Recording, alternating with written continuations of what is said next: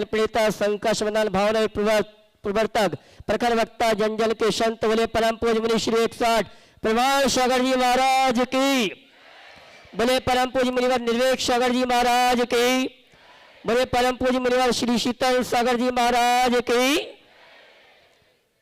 तीर्थराज संबी शिखर की तलहटी में स्थित गुणायतन परिसर से टीवी चैनल का बहुचर्चित विश्व विख्यात शंका समाधान का कार्यक्रम हम और आप प्रारंभ करें। उसके पूर्व गुणायतन और श्री सेवायतन परिवार शंका समाधान में उपस्थित समस्त श्रावक श्राविकाओं का हार्दिक अभिनंदन स्वागत करता है।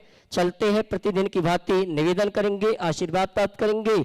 शंका समाधान के कार्यक्रम के लिए पारस चैनल, जिनवाणी चैनल और प्रमाणिक ऐप के माध्यम से जिस कार्यक्रम को घर में बैठ के देख और सुन रहे हैं उन सभी की ओर से और पूरे भारतवर्ष से यहाँ पर उपस्थित श्रावक श्राविकाओं की ओर से परम पूज मुनि संघ के श्री चरण में नमन करते हुए आशीर्वाद प्राप्त करेंगे और निवेदन करेंगे। शंका समाधान के कार्य के दोनों हाथ जोड़ लेंगे, बोलेंगे हे मुनिवर नमोस्तु, हे गुरुवर नमोस्तु, हे मुनिवर नमोस्तु।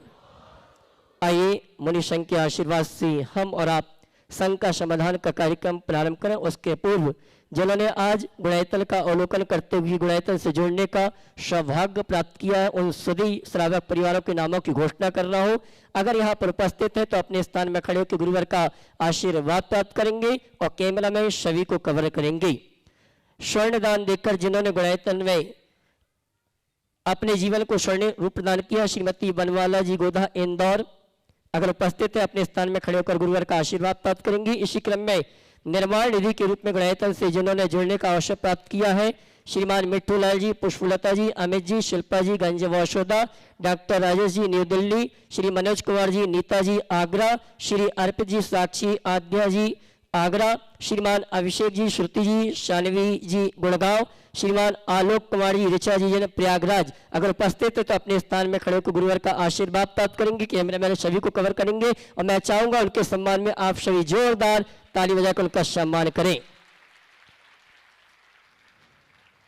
और आइए चलते हैं, मैं मंच पर उन परिवारों को आमंत्रित करूंगा जिन्होंने गुणायतन में स्वर्ण दान देकर निर्माण मित्र स्तंभ या संस्थापक सदस्य के रूप में गुणायतन से जुड़ने का अवसर प्राप्त किया है। सर्वप्रथम आमंत्रित करूंगा श्रीमती शशि जी, धर्मपत्नी श्री नरेंद्र कुमार जी, जूही जी आगम जैन जागादरी हरियाणा। इन्होंने स्वर्ण दान देकर अपने जीवन को स्वर्ण प्रदान किया है। मैं सम्मान सहित मंच पर आमंत्रित करूंगा। वे आए परम पूज मुनिवर के श्री चरण में नमन करते हुए गुरुवर आशीर्वाद प्राप्त करेंगे और उनके सम्मान के लिए मैं सम्मान सहित आवाज दूंगा। गुणायतन ट्रस्टी श्रीमान कमल जी वड़ियात्या मुंबई, श्रीमान कमल जी वड़ियात्या गुणायतन ट्रस्टी मुंबई वे आए सम्माननीय।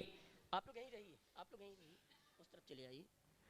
श्रीमान कमल जी वड़ियात्या मुंबई आए, हेमार जी है, वे आएंगे। गुणायतन परिवार की ओर से हमारे स्वर्णदाता परिवार का सम्मान का कार्यक्रम संपन्न करेंगे।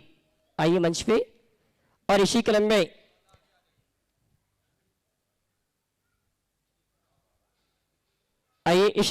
मैं आमंत्रित करूंगा श्रीमान राहुल जी, स्वर्ण जी आगम जी, वर्णित जी, सीए रोमल जी, नमन जी, सुप्रिया जी देहरादून उत्तराखंड जिन्होंने गुणायतन में स्वर्ण दान देकर अपने जीवन को स्वर्ण रूप प्रदान किया है।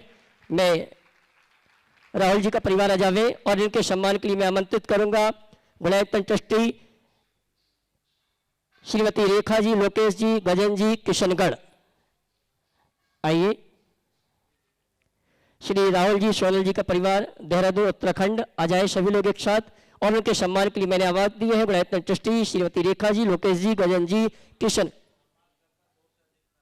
मैं निवेदन करना चाहूंगा सम्मानकर्ता 2 से अधिक ना, ऐसी व्यवस्था से आप व्यवस्थित हो जावे। आइए। श्रीमान राहुल जी, सोनल जी देहरादून उत्तराखंड वे आएंगे। परम पूज्य मुनिवर के श्री चरण में नमन करते गुरुवंदना का शोभा प्राप्त करेंगे और उनके सम्मान के लिए मैंने आवाज दी है। गुणायतन ट्रस्टी आगे बाल जी, उत्तराखंड ना नहीं है। चलिए आइए चलते हैं निर्माण मित्र के रूप में जिन्होंने गुणायतन से जुड़ने का शोभा प्राप्त किया है श्रीमती सुधा देवी सोगानी, धर्मपत्नी स्वर्गीय गुलाब चंद जी सोगानी, जयपुर राजस्थान और उनके सम्मान को ग्रहण करने के लिए मैं आवाज दूंगा। सम्मान जो ग्रहण करने आ रहे हैं बहन पुष्पा जी सोगानी वे आए।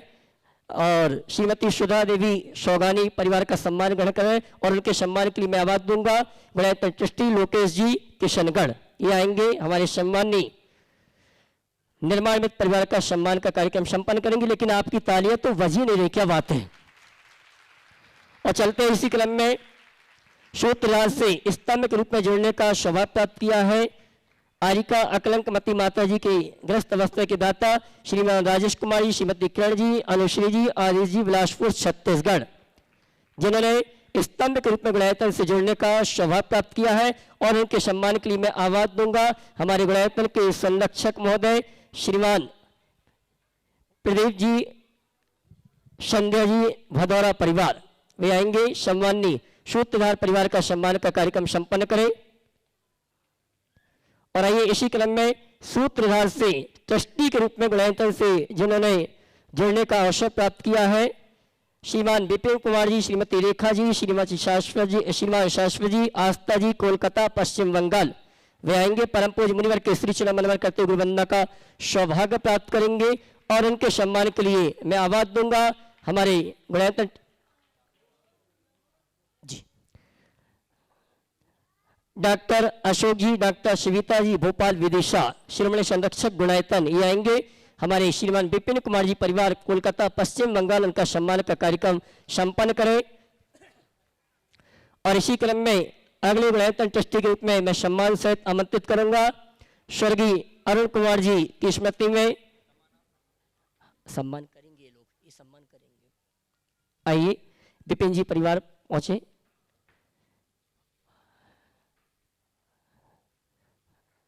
और आइए अगले पुण्यार्जक को मैं आमंत्रित करूंगा स्वर्गीय अरुण कुमार जी की स्मृति में उनकी धर्मपत्नी श्रीमती आशा जी, पुत्र पुत्रवधू श्रीमान अनुराग जी, अमित जी, अतुल जी पाटनी, जयपुर राजस्थान, जिन्होंने गुणायतन ट्रस्टी के रूप में जुड़ने का सौभाग्य प्राप्त किया है। और इनके सम्मान के लिए मैं आमंत्रित करूंगा हमारे गुणायतन के कोषाध्यक्ष महोदय श्रीमान NL जैन साहब, वे आएंगे। और हमारे सम्माननीय स्वर्गीय अरुण कुमार जी की स्मृति में श्रीमती आशा जी पाटनी, जयपुर राजस्थान का सम्मान का कार्यक्रम संपन्न करेंगे। और साथ में आमंत्रित करूंगा हमारे गुणायतन के CEO साहब श्रीमान सुभाष जी, ये भी आएंगे। और इसी क्रम में सम्मान सहित आमंत्रित करूंगा गुणायतन ट्रस्टी श्रीमान अजित जी शशि सेठी जी कोलकाता, श्रीमान अजित जी शशि जी सेठी शायद हमारे बीच उपस्थित नहीं है, मैं चाहूंगा उनके सम्मान में आप जोरदार ताली बजाकर उनका सम्मान करें।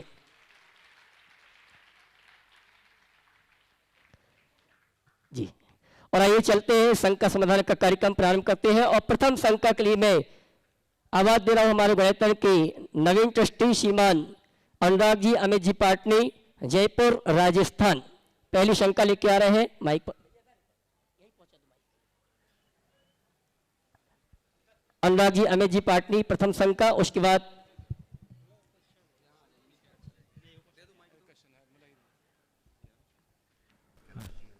ठीक है, इसके बाद तैयार रहेंगे श्रीमान विमल जी दिल्ली।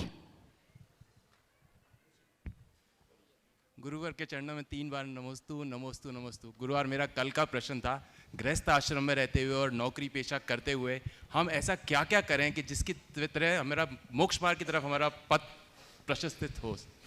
देखिए, गृहस्थ आश्रम में रहते हुए नौकरी पेशा करते हुए क्या करें मोक्ष मार्ग प्रशस्त हो, तो गृहस्थ तो वही है जो कोई ना कोई जीविका करे, चाहे व्यापार करे चाहे नौकरी पेशा करे। व्यापार के तो बहुत सारे मॉडल आप लोगों ने पढ़े हैं, सुने हैं, देखे भी हैं। नौकरी पेशा का एक पुराना मॉडल मैं आप सबके सामने रखना चाहता हूँ। पंडित सदाशिवदास जी शास्त्री का नाम आप सबने सुना होगा। जैन जगत के एक बड़े ही निष्प्रही साधक विद्वान थे, वो व्रती थे, और वो जयपुर स्टेट में, आप तो जयपुर से ही हो, खजांची का काम करते थे। उस समय उनकी तनख्वाह 6 रुपये मासिक थी।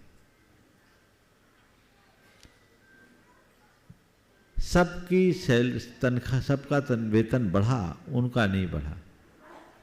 राजा को आभास हुआ तो राजा ने खुद से ही उनके वेतन को 6 रुपये की जगह 8 रुपया घोषित करा दिया। जब नया वेतनमान उनसे लेने के लिए कहा गया तो उनने लेने से इनकार कर दिया। राजा को लगा कि शायद कम लग रहा हो। बोले पंडित जी साहब, हमारी गलती है, आपका वेतन पहले बढ़ जाना चाहिए था, नहीं बढ़ा है। 8 रुपया कम है तो आप ज़्यादा ले लो, लेकिन वेतन तो आपको लेना ही पड़ेगा। उन्होंने कहा महाराज, ये आपकी कृपा है कि आप हम पर इतने खुश हों, लेकिन हम चाहते हैं कि यदि आप हम पर इतने ही खुश हैं और हम पर कृपा ही बरसाना चाहते हैं तो मुझ पर एक कृपा कर दें। ने क्या? बोले मेरा वेतन है वो 6 रुपया ही रहने दें, काम जो मैं 8 घंटा करता हूँ उसको 6 घंटे कर दे। ध्यान से सुनना, मेरा वेतन मात्र 6 रुपया ही रहने दें, काम जो मैं अभी 8 घंटे करता हूँ उसकी अवधि घटा के 6 घंटे कर दें, ताकि 2 घंटा मुझे मिले तो जो मैं रत्नकर्ण सावकाचार्य की भाषा वचनिका लिख रहा हूँ उसे पूरा कर सकूँ। समझ गए? मैं समझता हूँ अगर ये आदर्श सामने हो तो फिर कुछ और कहने की जरूरत शायद नहीं है। क्या गृहस्थी में व्यापार धंधे को जीवन का लक्ष्य नहीं,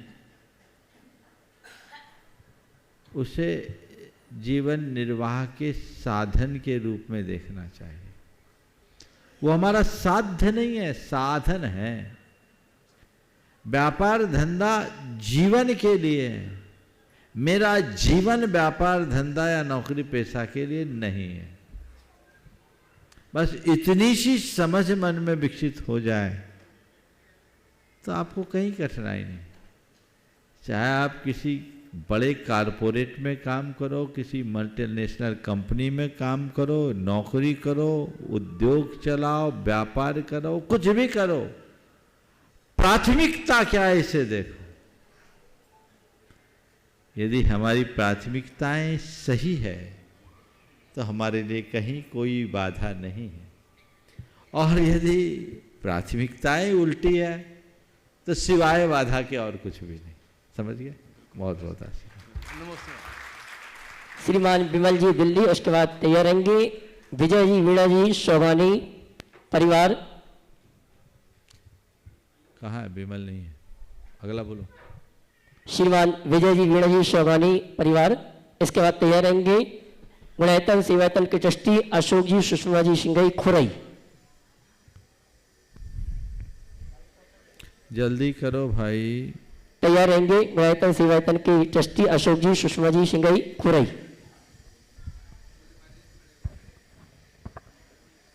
दय मुनिराजों के चरणों में बारंबार नमोस्तु और सभी शुल्लकों के चरणों में इच्छामी। महाराज श्री, मेरा प्रश्न है सूतक पातक से संबंधित है कि अगर किसी के घर में सूतक या सुआ चल रहा हो, मान लीजिए 10 दिन का सूतक या सुआ है और उसमें 5 दिन हो गए हैं, उसके बाद कोई दूसरा सूतक लगा हो, तो दोनों सूतक एक साथ खत्म हो जाएंगे क्या? ऐसा है कि अगर पहले से कोई सूतक ग्रस्त हो और उसके बाद सूतक लग जाए तो कहते हैं वो पहले सूतक में गर्भित हो जाता है, सूतक में सूतक नहीं रखता, ऐसा मानते हैं। एक जगह ऐसा हुआ, पति की मृत्यु हुई, तीसरा करके लोग गए और उनकी 13वीं की पूरी व्यवस्था बन गई। 6वें दिन पत्नी चल बसी। अब सबके सामने समस्या आई, क्या करें? मैंने कहा भाई, एक अगर सूतक है, पातक है, तो उस काल में अगर कोई दूसरा हो जाए तो पातक में पातक नहीं रखता पहले से ऑलरेडी।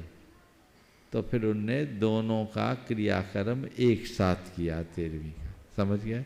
और पहले वालों के हिसाब से 13वें दिन में किया। यही हमारी व्यवस्था है, इसी के अनुरूप काम करना चाहिए। हाँ, गुणायतन सेवायतन ट्रस्टी अशोक जी, सुषमा जी, सिंगई, खुरई। उसके बाद तैयारेंगे मोदी शोभानी यात्रा संघ के 130 यात्री निम्बा हेड़ा श्री अंकित जी मोदी। महाराज श्री को नमोस्तु। एक जी छोलक जी को इच्छामी। महाराज श्री, मेरा प्रश्न है, करेले से कड़वे लोग मुसीबत में काम आते हैं, शक्कर से मीठे लोग वक्त पर अक्सर धोखा दे जाते हैं, इनसे कैसे बचकर रहना चाहिए? कड़ेले से कड़वे लोग मुसीबत में काम आते हैं और शक्कर से मीठे लोग वक्त पर धोखा खा देते हैं, धोखा दे देते हैं। जैसे क्या करें, मिठास से रुचि कम रखो, मीठे का त्याग कर दो और कड़वा सहने का अभ्यास कर लो।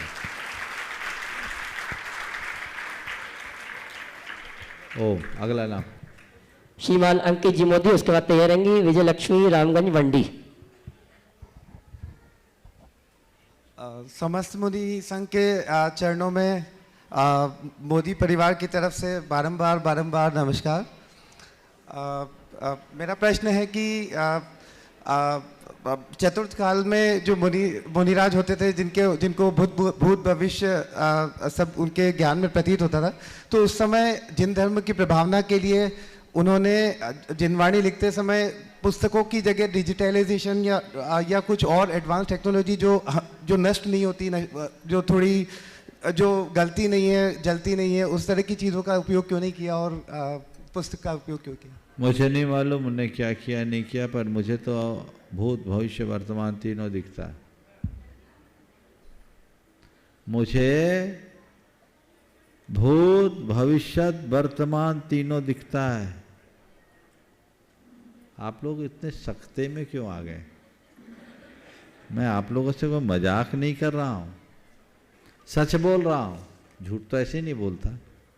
पर मैं कह रहा हूँ मुझे भूत भविष्य वर्तमान तीनों दिखता है। मेरा भूत गंदा दिखता है, वर्तमान मेरे सामने है और भविष्य में मुझे सिद्धालय दिखता है। चतुर्गति का भ्रमण मेरा अतीत है, वर्तमान का रत्नत्रय मेरा वर्तमान है और भावी सिद्ध पर्याय ही मेरा भविष्य है। इसके अलावा भूत भावी वर्तमान को जानने की जरूरत क्या है? कहाँ लग रहे हो इन सब चक्करों में? वर्तमान में गतिमान हो जाओ, भविष्य अपने आप उज्जवल हो जाएगा। विजय लक्ष्मी जी रामगंज मंडी, उसके बाद तैयार रहेंगी रेखा जी किशनगढ़। नाम बोलो फिर से। हाँ बोलिए। माइक करना चालू है। इसके बाद तैयार रहेंगी रेखा जी किशनगढ़। ओम।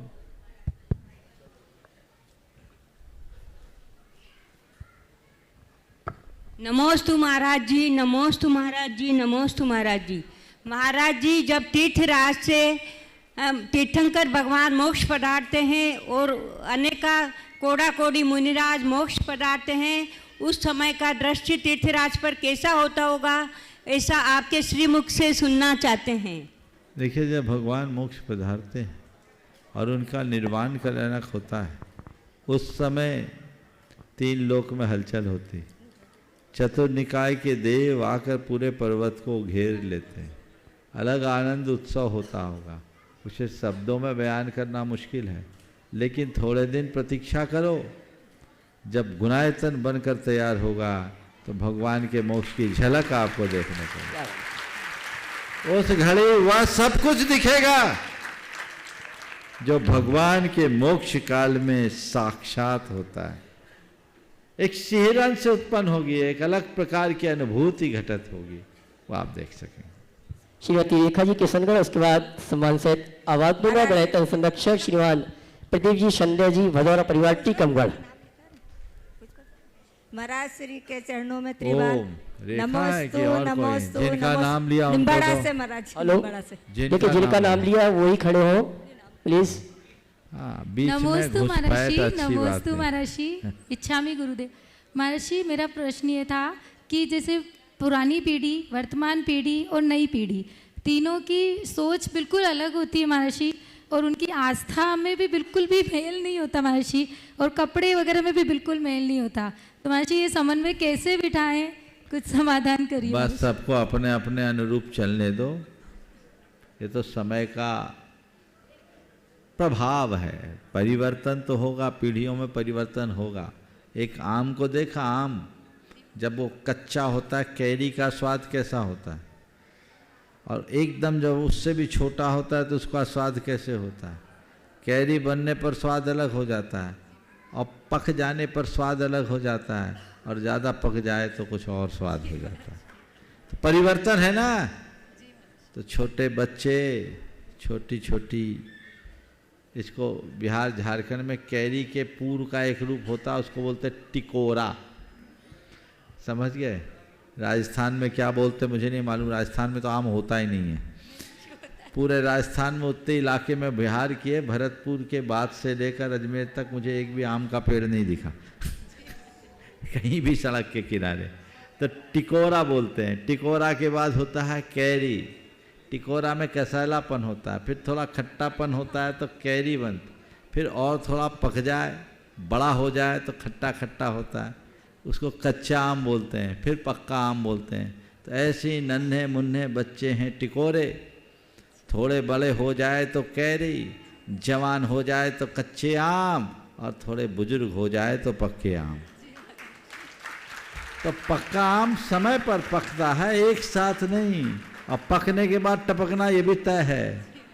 तब पक्का आम सोचे कि मेरी जैसी मिठास कच्चे आम में आए तो कहाँ से होगा, और कच्चा आम सोचे मेरे जैसा, पक्के आम जैसा स्वाद मुझ में आए कैसे होगा। तो ये तो प्रकृति का नियम है। तो सबको सबके अनुरूप रहने दो, इतना मान करके चलो। आज जो कच्चा आम है कल उसे पक्का आम बनना पड़ेगा, और आज का जो पक्का आम है वो कभी कच्चा आम था। इसलिए सब में तालमेल बना करके चलना चाहिए। गुणायतन संरक्षक श्रीमान प्रदीप जी संध्या जी भदौरा परिवार टीकमगढ़, उसके बाद तैयार रहेंगे श्रीमान अरविंद जी पायल जी सेठी हजारीबाग। नमस्ते महाराज जी, मेरा प्रश्न ये था कि बोलते हैं कि जिस तरीके का हमारा दृष्टिकोण होगा, परसेप्शन होगा, वैसी ही हमारी आगे की ज़िंदगी होगी। तो अगर हम पॉजिटिव हैं तो हम हर किसी में पॉजिटिव चीज़ें ही ढूंढेंगे, और अगर हम नेगेटिव हैं तो हम लोगों में नेगेटिविटी ही ढूंढेंगे। परंतु हम कैसे बैलेंस बनाएं इसमें कि हम समझ पाएँ कि लोगों में, जैसे अगर मैं बिज़नेस कर रही हूँ तो अगर मुझे बिज़नेस में लोगों की पहचान समझनी है तो मैं कैसे समझूं कि वो अच्छे हैं, बुरे हैं या क्या है, या मेरा दृष्टिकोण ही गलत है जिसकी वजह से मैं अच्छाइयाँ देख पा रही हूँ या बुराइयाँ देख पा रही हूँ। बहुत अच्छा सवाल है। जीवन के हर क्षेत्र में हमें व्यक्ति की पहचान तो होनी ही चाहिए। अब व्यक्ति की पहचान कैसे करें? प्राय लोग इस बात को लेकर गफलत में पड़ जाते कि हमें सब में पॉजिटिव रहना चाहिए, पॉजिटिव सोचना चाहिए, पॉजिटिव सोचना चाहिए, और इस सोच के चक्कर में गलत आदमी की गलतियों के प्रति भी अनदेखा कर देते हैं। दूसरे शब्दों में कहें कि आँख में पट्टी बांध के रखते हैं। तो पॉजिटिव होने का मतलब ये नहीं है कि हर व्यक्ति और हर वस्तु को हर स्थिति में एक्सेप्ट कर दो, नहीं। पॉजिटिव होने का मतलब है कि व्यक्ति को पहचानो और बुरे आदमी की भी अच्छाई को देखने की कोशिश करो, उसके अच्छाई का मूल्यांकन करो, बुराई को नज़रअंदाज कर दो। लेकिन ऐसा नहीं कि तुम बुराई को अच्छाई मान लो। चीज़ें हमें देखनी चाहिए। अब हमें किसी भी व्यक्ति से यदि कोई संपर्क है, उसके विषय में कोई विचार या निर्णय लेना है, तो हम उस व्यक्ति को बहुत निकटता से पहले समझने की कोशिश करनी चाहिए। उसकी प्रवृत्तियों पर नज़र रखना चाहिए और उसकी विचारधारा को पहचानने की कोशिश करनी चाहिए। केवल बोली या ऊपरी व्यवहार के आधार पर हम यदि किसी पर भरोसा करते हैं तो प्रायः धोखा खाना पड़ता है, क्योंकि आजकल के लोग तो और ज़्यादा चालबाज हैं, चिटिंगबाज हैं। वो ऊपर मीठे होते हैं, दूसरे शब्दों में कहें तो मीठी छुरी जैसा काम करते हैं, तो वहाँ गड़बड़ होता है। तो बोली और व्यवहार व्यक्ति के पहचान का आधार है, लेकिन केवल बोली और व्यवहार से पहचानना कहीं हमारी चूक बन सकती है। तो क्या करें? ऐसे व्यक्ति पर अविश्वास मत करो, पर भरोसा भी मत करो। उसको निकटता से देखो, उसकी एक्टिविटीज पर नज़र रखो, उसकी विचारधारा पर देखो। थोड़ा अगर हम नज़र करेंगे तो व्यक्ति पहचान में आ जाएगा। असलियत कहीं न कहीं तो प्रकट हो ही जाती है। अविश्वास नहीं करना, पर विश्वास भी नहीं करना। गुरुदेव का एक बहुत अच्छा हाइकू है, कच्चा घड़ा है, काम में मत लो। कच्चा घड़ा है, काम में मत लो बिना परीक्षा। समझ गए?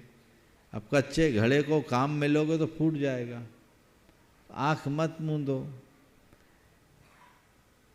देखो पॉजिटिव कैसा होना चाहिए। नौकर ने मालिक से कहा कि जो मैं आपके पास पिछले 20 वर्षों से काम कर रहा हूं, फिर भी आज तक आप मुझ पर विश्वास नहीं करते। 20 सालों से आपकी सेवा में हूं, फिर भी आपका आज तक मुझ पर विश्वास नहीं है। मालिक ने कहा अगर तुझ पे विश्वास नहीं होता तो तुझे चाबियां कैसे सौंपता? अगर तुझ पे मुझे विश्वास नहीं होता तो तुझे चाबियां कैसे सौंपता? उसने कहा मालिक, पर उसमें से तो एक भी नहीं लगती। समझ गए ना? तो बस इतनी समझ रख करके विश्वास करोगे तो बचे रहोगे। समझ गए? नमोस्तु महाराज जी, नमोस्तु। अरविंद जी पाल जी सेठी हजारीबाग, उसके बाद तैयार रहेंगी छोटी सी बिटिया रति गोदा धन्यवाद। बोलो जल्दी। नमोस्तु महाराज जी। महाराज जी, मैंने कहीं पढ़ा था शरीर मर जाता है लेकिन आत्मा जीवित रहती है। आज की हकीकत में शरीर जिंदा रहता है पर आत्माएं मर जाती है, ऐसा क्यों? शरीर मर जाता है, आत्मा जिंदा रहती है, लेकिन आगे क्या बोला? मैंने बोला शरीर पहले शरीर मतलब मर जाता है और आत्माएं जिंदा रहती है, ऐसा क्यों?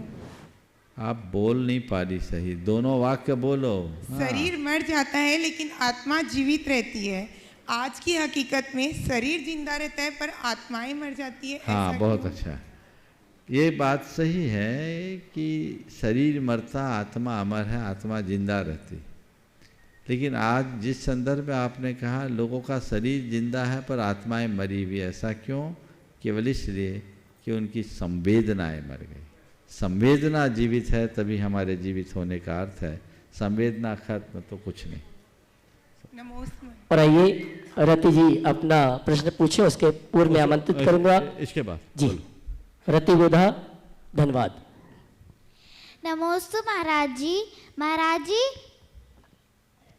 आजकल के पेरेंट्स धन कमाने में इतना व्यस्त हो जाते हैं कि वह ना तो धर्म सीख पाते हैं ना हम बच्चों को समय दे पाते हैं।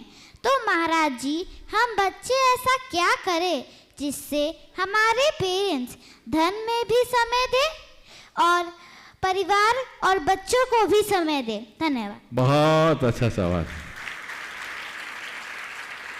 यह सवाल तुम्हारे पापा पर भी लागू होता है कि नहीं होता है? ये बता दो। नहीं होता है। अच्छा ये बताओ, उत्तर तो मैं दूंगा, सवाल तो बहुत बढ़िया पूछा है, लाई कहाँ से? अपने मन से। हाँ, एक बार जोरदार कर दो ध्वनि। अपने मन से पूछा। इस बच्ची का सवाल जब भी आती है, इसका सवाल बड़ा उत्तम कोटि का होता है। बहुत अच्छी बात है। हर पेरेंट्स को इस बच्ची की बात से कुछ सीख लेना चाहिए।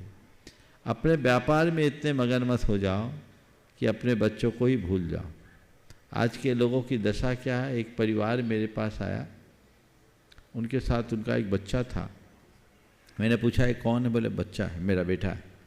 मैंने पूछा कौन सी क्लास में? तो उसने बोला 5वीं। बच्चा बोलता है नहीं पापा मैं 7वीं में हूँ। हमने कहा धन्य हो गई। मैंने धीरे से उसकी तरफ देखा और मजाकिया लहजे में कहा इस बच्चे को पैदा तुमने किया है? क्या है ये? कैसी विडंबना है।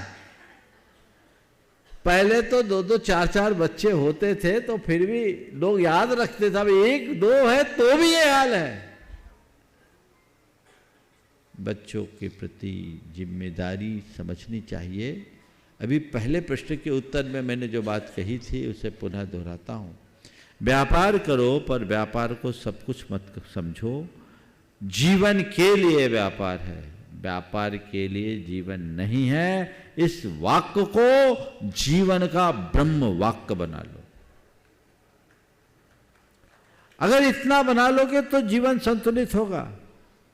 और जो लोग व्यापार में मग्न हो जाते हैं, अपने परिवार को समय नहीं देते, उनका जीवन नारकी बन जाता। और कई ऐसे खौफनाक घटनाएं घटे हैं जिससे रूह कांप जाती है। आप लोगों ने भी चाहे जब अखबारों में पढ़ा होगा, सुना होगा, देश के न्यूज का जो मुख्य विषय बना है। आज एक छोटा सा प्रसंग बताता हूं आपको चेतने के लिए। एक बहुत बड़ा बिल्डर, करोड़ों का स्वामी, देश के कई मेट्रो सिटीज में जिसके बड़े बड़े प्रोजेक्ट्स चलते थे, बेटे भारत से बाहर विदेश में, वो खुद रोज इधर उधर जाए। 5000 वर्ग फुट का उसका बंगला जिसमें उसकी धर्मपत्नी अकेले रहती। भाई साहब को आज यहाँ कल वहाँ, आज यहाँ कल वहाँ जाना है, उनके अपने प्रोजेक्ट्स ही दिखते थे। वो तो चले गया, उसकी धर्मपत्नी का दिल उसके नौकर से लग गया। और फिर क्या हुआ? वही हुआ जो होता है। एक दिन उसकी धर्मपत्नी ने अपने ही पति के टुकड़े टुकड़े करके एक बक्से में बंद कर दी और नौकर के सहायता से उसे उठाकर नहर में फेंकी। आप सबको याद आ गई होगी बात। बाद में भेद खुला, उसकी पत्नी पकड़ी गई, उसने अपना जुर्म कबूला और जुर्म कबूलते समय जो बात कही वो ध्यान देने योग्य है कि मेरे पति अपने व्यापार में इतने पागल हो गए कि पत्नी और उसके प्यार को भूल गए। मुझे प्यार की ज़रूरत थी, पति नहीं मिला, जो सामने हुआ मिला उसको मैं प्यार दे उठी। मेरा पति व्यापार में पागल हुआ, मैं प्यार में पागल हुई। ये चीज़ है, ये सोचने लायक है। बच्चों को भी और परिवार को भी समय देना चाहिए। एक बच्ची जिनके पिता एक बहुत बड़े एडवोकेट थे, जिस दिन 18 साल की हुई उसने एक विधर्मी से शादी कर ली। जब शादी की तो वकील साहब ने मेरे सामने उस बेटी के लिए, मैंने जब शादी की बात चली समझा रहे थे, 18 साल की होती तो शादी कर ली। शादी के पहले की बात है, एक दिन पिताजी लेके मेरे पास आए और उनने कहा महाराज ये सामने वाले के 2 साल के प्यार के पीछे हमारे 18 साल का प्यार भूल गई। तो बेटी ने तपाक से कहा महाराज इनसे पूछे ये जानते कहाँ प्यार क्या होता, इन्हें अपने क्लाइंट केस और फाइल से फुर्सत है, कभी सोचा कि हमारी बेटी भी है। महाराज मुझे प्यार की ज़रूरत थी, अब मैं नहीं लौट सकती, मुझे प्यार वहाँ मिला।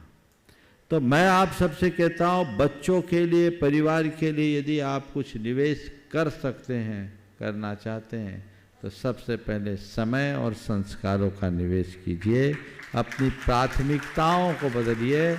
आप इस बात को सदैव ध्यान में रखिए कि हमारे बच्चों से हमारी कुछ अपेक्षा, बच्चों के मन में हमसे कुछ अपेक्षाएं हैं, हमें उसमें भी खरा उतरना चाहिए। श्रीमती सुनीता जी वेनाडा कोलकाता अपनी शंका का समाधान प्राप्त करें। उसके पूर्व मैं आमंत्रित करूंगा भारतवर्ष के नामी इनकम टैक्स अधिवक्ता श्रीमान सज्जन कुमार जी तुलसियान, मैं सम्मान सहित मंच पर आमंत्रित करूंगा। वे यहाँ परम पूज्य मुनिवर के श्री चरण मनोहर गुरु वंदना का सौभाग्य प्राप्त करेंगे और उनके सम्मान के लिए श्रीमान एनएलजे साहब और सुभाष जी सीओ साहब ये दोनों आएंगे। हमारे सम्मानी सज्जन कुमार जी तुलसियान उनका सम्मान का कार्यक्रम संपन्न करेंगे। इसी क्रम में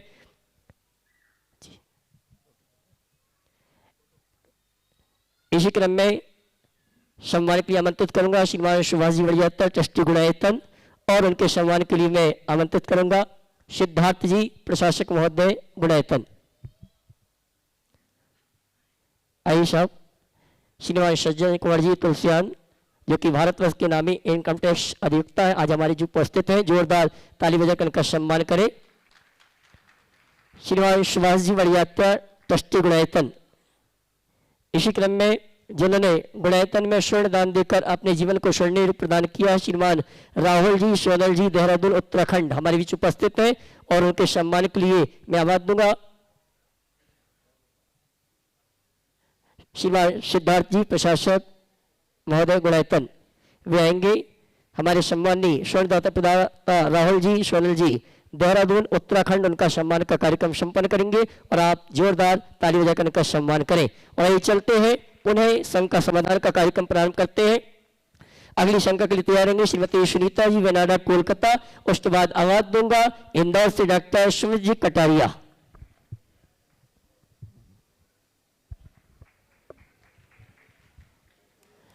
श्रीमती सुनीता जी वेनाडा कोलकाता।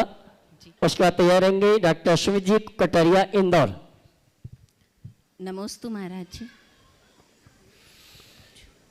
हाँ बोलो जी। नमोस्तु महाराज जी। कवि गुरु रविंद्रनाथ टैगोर की एक बहुत ही प्रसिद्ध पंक्ति है। पंक्ति बंगला में है कि यदि तुम्हार डाक शुने केउ ना आसे तबे एकला चलो रे। तो महाराज जी जब जीवन में कोई ऐसा प्रसंग आ जाए तो अपनी श्रद्धा और मनोबल को कैसे बनाए रखूं, इसका मार्गदर्शन। जब भी जीवन में कोई परेशानी आए तो एकला चलो रे, यही कहने का भाव है ना। यदि तुम्हार डाक शुने केउ ना आसे मतलब अगर आपके आह्वान पर कोई आपके साथ नहीं जाता। हिंदी बोलो, हम बंगला नहीं जानते। जी महाराज। हाँ बोलो। यदि कोई आपके आह्वान पर आपके साथ नहीं आता हाँ तब आप अकेले चलिए। बिल्कुल ठीक है। जब तुम्हारे आह्वान में कोई तुम्हारे साथ नहीं आता तो तुम अकेले चलो, बिल्कुल सही है। इसको मैं दूसरे शब्दों में कहूँगा, अपने लक्ष्य को इतना उत्तम बनाओ और उस लक्ष्य की पूर्ति के लिए अपना 100% देकर निकल पड़ो। तो भल तुम मेरे पीछे कौन चल रहा है नहीं चल रहा है ऐसे मत देखो, मसाल लेकर बढ़ चलो, पीछे फौज अपने आप खड़ी होगी। आपने जब पूछा है कि ऐसी स्थिति में अपने मनोबल को कैसे जगाए, इसका एक ही उपाय, वो है लक्ष्य के प्रति लगन। जब हमारे सामने हमारा लक्ष्य होता है तो हम पीछे मुड़ के नहीं देखते कौन आ रहा है कि नहीं आ रहा है। हमें चलना है तो चलना है, हमें पहुंचना है तो पहुंचना है। मनुष्य का संकल्प ही उसे ऊंचाई तक पहुंचाता है। तो हम दृढ़ संकल्पी बने, लक्ष्य के धुनी बने, आगे बढ़ते चले, जीवन में सुनिश्चित सफल हो। डॉक्टर सुमित जी कटारिया इंदौर। उसके बाद सम्मान से आवाज दूंगा श्री संरक्षक शेठ सुभाष जी चंद्रप्रभा जी कटनी। हेलो, नमोस्तु गुरुवर। गुरुवर, मैं प्रोफेशन से डॉक्टर हूँ और इलाज के दौरान हमको कई बार दवाइयों का जो इस्तेमाल करना होता है उसमें अनंत त्रस्त जीवों की मतलब हिंसा होती है। एक पंचेंद्री को, एक मनुष्य को बचाने के लिए इतने त्रस्त जीवों की हत्या एक पुण्य है या पाप है, ये हमेशा एक शंका बनी रहती। आज आप शायद कैंसर के विशेषज्ञ हो? हाँ गुरुदेव। ऑन्कोलॉजिस्ट हो?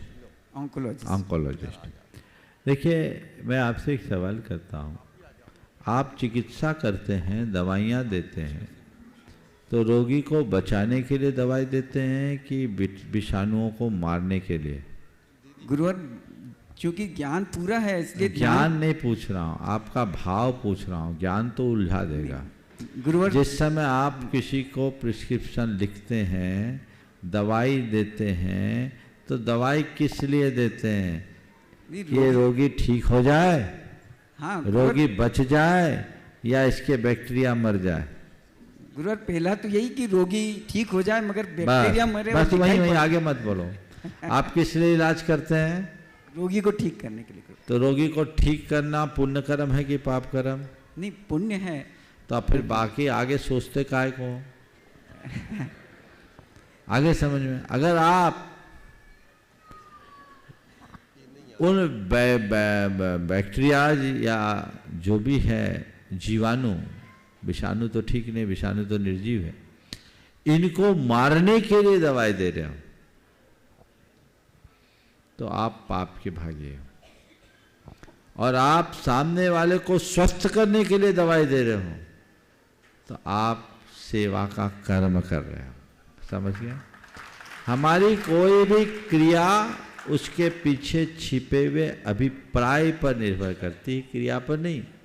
एक किसान किसानी करता है, खेती करता है, तो खेत को जोतने में जीव हिंसा होती कि नहीं होती? पर वह हिंसा उसके लिए क्षम है कि नहीं?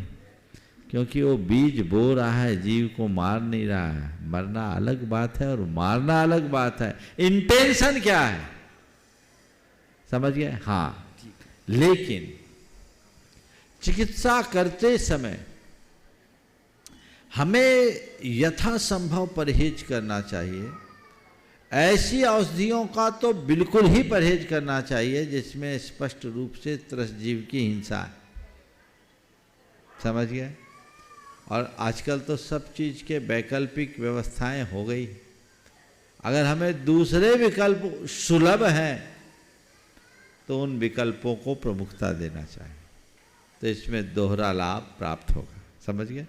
आशीर्वाद। महाराज नमस्ते। शिरोमणि संरक्षक परिवार सेठ सुभाष जी चंद्रप्रभा जी कटनी, उसके बाद सम्मान सहित आवाज दूंगा वरिष्ठ IAS अफसर राहुल जी अपनी बिटिया और बेटे के साथ।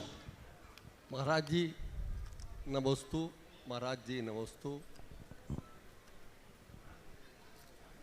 शुल्लक श्री इच्छामी। महाराज जी आज बहुत सारे ऐसे क्वेश्चन आए, लगा कि जीवन की सच्चाई ये है कि जैन धर्म हमारी मतलब खुद के विचार हैं, ये हमारी नज़र में इसकी लोगों की सेकेंडरी है, प्रायोरिटी नहीं है। जिस दिन प्रायोरिटी में आएगा उस दिन आदमी सुख के साथ सारा सब कुछ करेगा, और ऐसा हमारे पूरे शास्त्रों में भरा पड़ा है वर्तमान योग में। इसका मतलब बहुत देखिए, मैं कहूँगा एक उदाहरण है, सुभाष जी से प्रेरणा लेनी चाहिए। सुभाष जी ने पिछले 10 वर्ष हो गए, 10 वर्षों से अपने आप को व्यवसाय से मुक्त कर दिया है और फ्री है। और इनके बेटे के पास बहुत बड़ा कारोबार है, सुभाष ट्रांसपोर्ट फर्म के नाम सुन करके ही आप अंदाज लगा सकते हैं। चाहते तो ये अभी भी चिपके रहते, चिपक सकते थे, लेकिन जो तत्वज्ञानी है जिसे अपने जीवन की समझ में अब जरूरत नहीं है और बेटा कर रहा है, और बताऊं इनसे अच्छा कर रहा है, गलत तो नहीं बोल रहा हूँ, कर रहा है। तुम लोग क्या करते हो, चिपके रहते हो, ना खुद कर पाते हो ना बच्चों को करने देते हो, और अपने आप को टेंशन में भी डालते हो। अपना दायित्व तो पूरा करो, आगे बढ़ो। गुरुदेव का एक बहुत अच्छा हाइकू है,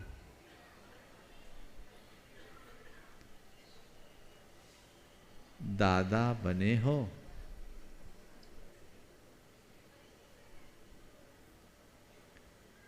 दादा बने हो, दादागिरी न करो। दादा बने हो, दादागिरी न करो, दायित्व पालो। बहुत गहरी बात कह दी एक छोटे सा हाइकू में। तो व्यक्ति को अपनी प्राथमिकताएं सुनिश्चित करनी चाहिए। कब तक मुझे सक्रिय गृहस्थी में जीना है और कितना व्यापार, कितना कारोबार, व्यापार का आखिरी लक्ष्य क्या है, ये स्पष्ट हो तो चीजें अपने आप सही हो। आपने बिल्कुल सही कहा। हाँ। श्रीमान राहुल जी अपने बेटे आराध्य बिटिया ज्ञानसी के साथ, उसके बाद तैयार रहेंगे बड़े ट्रस्टी श्रीमान शरफ जी वर्खा जी बनारस। नमोस्तु गुरुदेव, नमोस्तु सभी महाराज श्री को इच्छामी। आराध्य महाराज श्री क्वेश्चन पूछेगा। नमोस्तु महाराज जी। महाराज जी, केवल ज्ञान एवं योग निरोध के लिए तपस्या करते समय अरिहंत भगवान के चिंतन में क्या चलता है? वो चिंता मुक्त होते हैं, वह सहज क्रिया होती है, वो एक प्रकार की औपचारिक क्रिया है, समझ गए?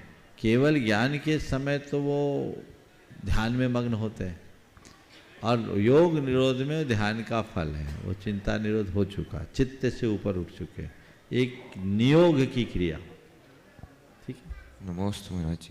अगला ट्रस्टी श्रीमान सौरभ जी वर्खा जी बनारस, उसके बाद भारत वर्ष के नामी इनकम टैक्स अधिवक्ता श्रीमान सज्जन कुमार जी तुलसियान कलकत्ता।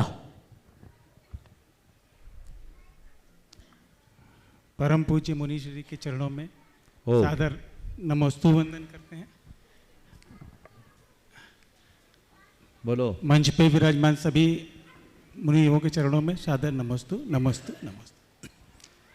महाराज जी, आज हम लोग आए हैं गुड़ायतन, अभी जस्ट बस आपका शंका समाधान के बीच में ही आए हैं, और प्रश्न कुछ मन में नहीं है, बस आपका आशीर्वाद मिले और चलो सब पूरे बनारस समाज को, सबको आपका आशीर्वाद मिले, और उसके बाद बहुत बहुत आशीर्वाद। हाँ चलो।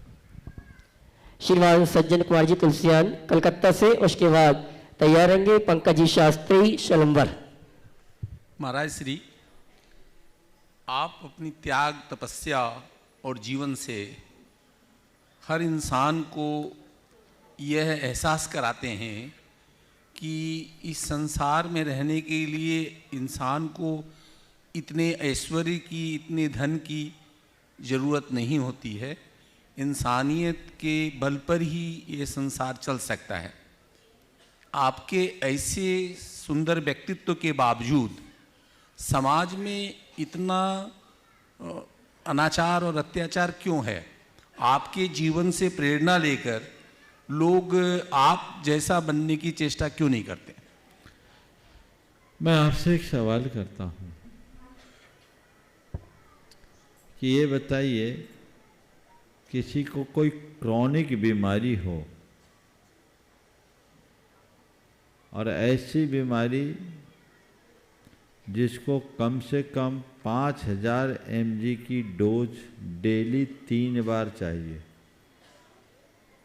और वो आदमी 10 mg की एक डोज एक बार ले, तो बीमारी ठीक हो जाएगी? बताइए। नहीं, बीमारी का इलाज तो आप खुद ही हैं। सुनो तो बता रहा हूँ, हम लोगों की बात आपको क्या बताऊं।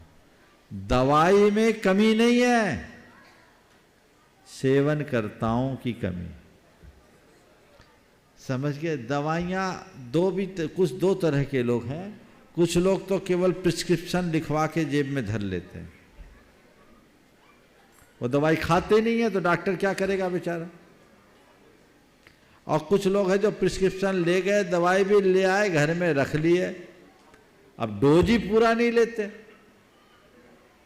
और इतना ही हो ना हो इतने में फिर भी चले, उल्टी चीजें और ले लेते हैं, अपथ्य का सेवन कर लेते हैं। बीमारी कैसे भागेगी? सच्चे अर्थों में जब तक आप अंतरंग से सत्संग नहीं करोगे तब तक जीवन नहीं बदल सकता। सत्संग अंतरंग से होना चाहिए। समझ गए? हमारे यहाँ एक कहावत है कि शंकर के कंठ में लिपटे रहने के बाद भी सांप अपना जहर नहीं छोड़ पाता। तो बहुत सारे सांप हैं। बात समझ में आ रही है? सांप, तो जो ऐसे सांप की प्रकृति वाले हैं उनसे हम क्या अपेक्षा रखें? लिपटा है शंकर से पर जहर छोड़ नहीं पा रहा है। व्यक्ति के अंदर से जब तक परिवर्तन नहीं घटता, उसकी लगन नहीं जगती, तब तक जीवन नहीं बदल सकता। अंतरंग से सत्संग करो, नियमित करो। और हम लोगों के संपर्क में कितनी बार आते? दिन में एक बार आ गए तो बहुत है, और बाकी 23 घंटे क्या करते हैं? सब तरह की नकारात्मकताएं अपने दिमाग में भरते जाते हैं, वो चीजें हावी हो जाती। यदि अपने जीवन की सलामती बनाए रखना चाहते हैं तो हमें चाहिए कि हम अपने जीवन के प्रति सजग हों, जागरूक हों, और वही करें जिसमें हमारा हित हो। धन्यवाद। आशीर्वाद। पंकज जी शास्त्री शलम्बर, उसके बाद आवाज दूंगा वहीं सुनीता जी वाशा गुणायतन। गुरुवर के चरणों में त्रिवार नमोस्तु, शुल्लक जी के चरणों में इच्छामि। गुरुवर, चतुर्गति भ्रमण से लेके मोक्ष गमन तक प्रत्येक संसारी जीव को ऊर्जा की आवश्यकता होती है, और ऊर्जा में आज लौकिक जीवन में देखा जाए तो नकारात्मकता से सकारात्मकता की ओर लाने के लिए बहुत से प्रयास हो रहे हैं, और व्यक्ति यह चाहता है कि अंत समय तक वो सकारात्मक जीवन जी करके एक अपने आप को संस्कारित बनाए। गुरु जी, आगम में ऐसी बहुत सारी ऊर्जाएं और ऐसे बहुत सारे ऊर्जा के स्रोत बिंदु बने हुए हैं। तो गुरुदेव, मैं काफ़ी दिनों से ये रिसर्च भी कर रहा हूँ, अनुसंधान भी कर रहा हूँ और प्रयोग भी कर रहा हूँ कि ऐसी ऊर्जा जो सेल्फ एनर्जी हीलिंग, यानी स्वयं से हम प्रकृति जो उपकार करती है, जो अमृत वर्षा हम पर झराती है प्रकृति स्वयं से, तो ऐसी गुरुजी हम ऊर्जा के ऊपर काम कर रहे हैं। उसके लिए गुरुजी आशीर्वाद भी चाहिए। और गुरुजी हम इसमें और कैसा इस ऊर्जा के माध्यम को सारे विश्व में प्रकट कर सके, ऐसी मंगल भावना के साथ आपके शुभाशीष वचन। देखिए, संपूर्ण ब्रह्मांड ऊर्जा का एक बहुत बड़ा पिंड है, ऊर्जा है, और ऊर्जा के बहुत सारे स्रोत हैं। ये ऊर्जा सकारात्मक भी होती है, नकारात्मक भी होती है। हम अपनी धारणा शक्ति के बल पर ऊर्जा को ग्रहण कर सकते, छोड़ सकते हैं। शास्त्रीय भाषा में यदि हम कहें तो ऊर्जा कुछ नहीं, वर्गनाओं का समूह। हमारे शास्त्रों में हम अपने भाव और विचारों के बल पर, शास्त्रीय शब्दों में योग के बल पर ऊर्जाओं को ग्रहण करते हैं, और योग के अनुसार ही ऊर्जा का क्षय भी होता है। यदि हमारे अंदर की योग उत्कृष्ट होते हैं तो हम विशिष्ट ऊर्जाओं को ग्रहण करते हैं, और योग अगर अनुत्कृष्ट होते हैं तो हम थोड़े निकृष्ट ऊर्जा को ग्रहण करते हैं। आज की शब्दावली में कहें तो हम जितने पॉजिटिव होंगे हम उतनी सकारात्मकता को ग्रहण करेंगे, और जितने नेगेटिव होंगे उतनी अधिक नकारात्मकता हमारे ग्रहण में आएगी। भावना योग के प्रयोग में मैंने बहुत अच्छे से अनुभव किया। जब हम ब्रह्मांड की सारी सकारात्मक शक्तियों का आह्वान करते हैं, मैं तो अपने आप को ऐसा महसूस करता हूँ जैसे नहा लिया हूँ, एकदम तरोताज हो गया। बहुत सारे लोग जो नियमित भावना योग करते हैं उस ऊर्जा के प्रवाह से अपनी भयानक बीमारियों से भी मुक्त हुए। तो ये आपकी धारणा शक्ति, इच्छा शक्ति के ऊपर निर्भर करता है। ऊर्जा के विज्ञान पर काफ़ी कुछ शोध हुए हैं, बहुत सारे लोगों ने प्रयोग किए। पेड़ों के ऊपर भी इसका एक अच्छा प्रयोग हुआ है। हमारे 24 तीर्थंकरों के विषय में एक बात बहुत गंभीर और ध्यान देने योग्य है कि 24 के 24 तीर्थंकरों ने वृक्षों के नीचे दीक्षा ली, पेड़ के नीचे दीक्षा ली, और उन्हें केवल ज्ञान भी पेड़ के नीचे ही हुआ। इस पर काफ़ी रिसर्च है, और इसके विषय में कहा जाता है कि वृक्ष ऊर्जा का एक बहुत बड़ा स्रोत है। वृक्ष धरती से भी ऊर्जा लेता है और ब्रह्मांड से भी ऊर्जा लेता है, और वह हमें ऊर्जा प्रदान करता है। तो वृक्ष के नीचे जब बैठकर हम ध्यान करते हैं तो हमारे पूरे शरीर में एक स्पेशल इलेक्ट्रोमैग्नेटिक फील्ड बन जाता है, जो अनेक प्रकार की सकारात्मक ऊर्जा को बढ़ाने में कारण बनता है, और उससे हमारे अंदर की सकारात्मकता बढ़ती है, एकाग्रता बढ़ती है, यूँ कहें कर्मों से लड़ने की ताकत बढ़ती है।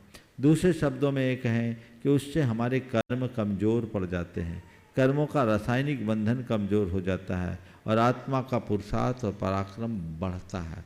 तो पेड़ों से ऊर्जा मिलती है, हम उनका लाभ ले सकते हैं।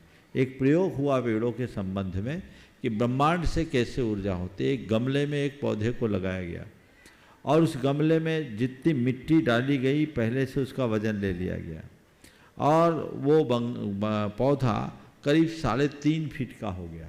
3 महीने में 3.5 फीट का वो पौधा हुआ, और एक लंबे समय तक फिर उसको ड्राई कर दिया गया।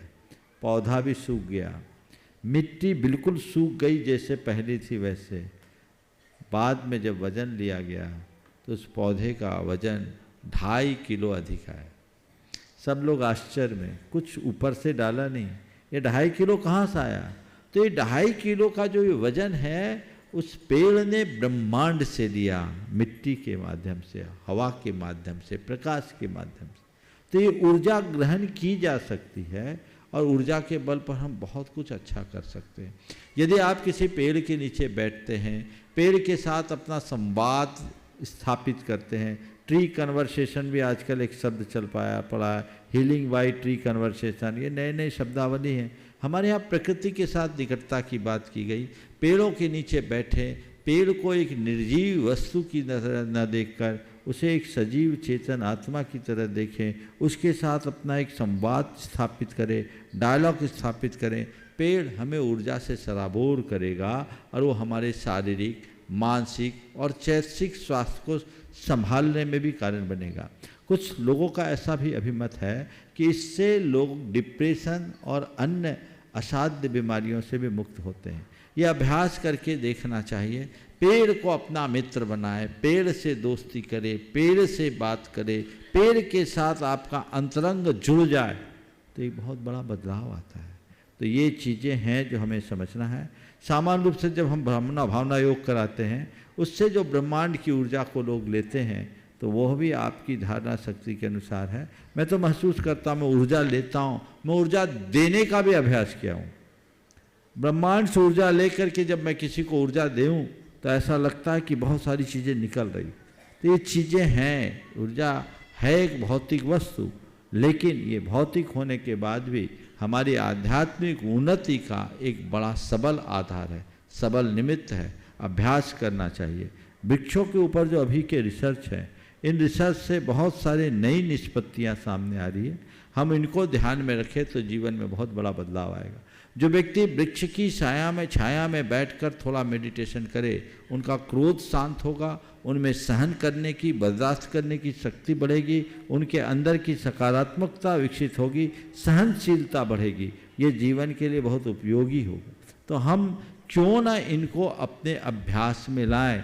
अब पेड़ तो है, पर पेड़ के नीचे लोग ऐसी व्यवस्थाएं नहीं रखते। पहले गाँव में चौपाल होती थी, चौपाल में पेड़ होता था और चौपाल में पेड़ के नीचे ही पंचायत करते थे। मैंने चिंतन किया आखिर ऐसा क्यों।